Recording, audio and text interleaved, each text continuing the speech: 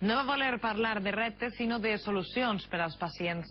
El cirurgià Pedro Cavadas ha dit que el primer home trasplantat al món de les 2 cames evoluciona de manera favorable i que en qüestió de dies podria abandonar l'UCI. D'ací uns mesos podrà caminar.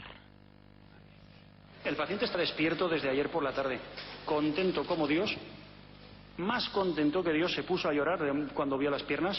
24 hores després, Pedro Cavadas substituís la bata de cirurgia per la seva camisa africana per a tornar a parlar de solidaritat, la dels familiars del donant. No pregunten acerca del donante porque no vamos a decir nada. Unas personas que en un momento de dolor son capaces de acordarse de la vida o del bienestar de otro, si no respetamos eso ya, con perdón, ¿qué coño vamos a respetar? I dona els detalls de com ha arribat a ser una altra volta el primer del món. No podía adaptar prótesis, vino a la consulta preguntando específicamente por un trasplante de piernas. Nos ha costado un año aproximadamente encontrar un buen donante. Una operació de més de 10 hores, un equip de 50 professionals i les instal·lacions de la Nova Fe. Estos quirófanos podían estar perfectamente en el MD Anderson de Houston y no pasaría nada. Només a la Fe este ha sigut el trasplantament número 196 d'enguany, però és el primer del món de 2 cames i és l'únic que en uns 7 mesos permetrà a un jove continuar caminant per la vida. Descobriment espanyol.